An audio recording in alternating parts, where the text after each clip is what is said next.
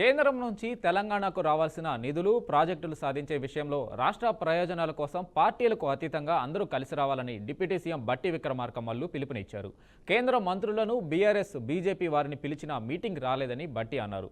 ఆయన వ్యాఖ్యలపై కేంద్ర మంత్రి కిషన్ రెడ్డి స్పందిస్తూ తమకు ఇవాళ పలు కార్యక్రమాలు ఉండడం వల్ల మీటింగ్కు వెళ్లలేదన్నారు. కాంగ్రెస్ నుంచి నేర్చుకోవాల్సిన అవసరం తమకు లేదని, తాము దేశ అభివృద్ధికి తెలంగాణ అభివృద్ధికి కట్టుబడి ఉన్నామన్నారు.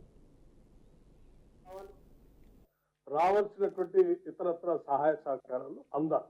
ఆ సహాయ సహకారాలు, నిధులు, వ్యవస్థలు, ఆ సంస్థలు అన్ని రాకుండా పోవటం వల్ల పెద్ద ఎత్తున మనం నష్టపోతున్నాం. కాబట్టి రాజకీయాలకు అతీతంగా ఈ రాష్ట్రంలో పార్లమెంట్లో ప్రాతినిధ్యం వస్తున్న గౌరవ పార్లమెంట్ సభ్యులందరూ కూడా రాష్ట్ర ప్రయోజనాలు ఇచ్చేనా అందరూ ఏకం కావాల్సినటువంటి అవసరం ఉంది.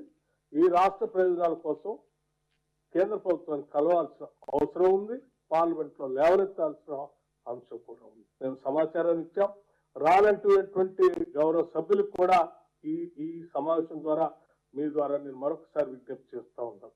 ఆ సమావేశం మీకు కొంత సమయం కావాలి, ఒక వారం రోజుల ముందు చెప్పాలి. ఆ సమావేశానికైనా తప్పనిసరిగా బీజేపీ పార్టీకి సంబంధించిన పార్లమెంట్ సభ్యులు, టీఆర్ఎస్ పార్టీకి సంబంధించిన పార్లమెంట్ సభ్యులు రాష్ట్ర ప్రయోజనాల కోసమైనా వస్తారు, కలిసి వస్తారు.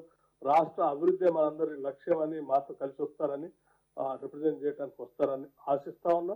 అంతర్జాతీయ మహిళా దినోత్సవం ప్రోగ్రాంలు పెట్టుకున్నాము. అడిగింది కాదు, కనీసం రాత్రికి చెప్పారండి. పెట్టకున్నా పర్లేదు, కొద్దిగా ముందు చెప్తే అడ్జస్ట్ చేసుకుంటాం. అంతర్జాతీయ మహిళా దినోత్సవం మహిళలందరూ కూడా పాపం చాలా మంది ప్రెస్సారు, మా కోసం ఎదురు చూస్తున్నారు. అందరూ పోయాము, ప్రెస్సుల ముందే చేసాం. అంతర్జాతీయ అదే సమయంలో జరిగింది. మేము అప్పటికప్పుడు నిర్ణయించుకోలేదు కదా. మేము 15 రోజుల క్రితం నిర్ణయించాం ఆ టైము, డేటు. ఆ ప్రోగ్రాం మేము చేసుకుంటే మీరు 11 నెలలకు రండి అంటే ఎట్లా వస్తాం?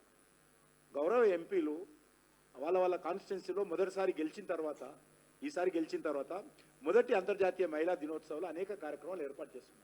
మేము పోతున్నాం. అది పోతుంటే మీరు అవన్నీ క్యాన్సిల్ చేసుకుని రండి అంటే న్యాయమా?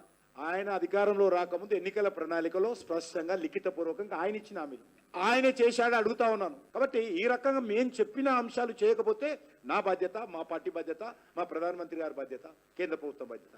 నీవు ఇచ్చినటువంటి హామీలకే దిక్కు లేదు.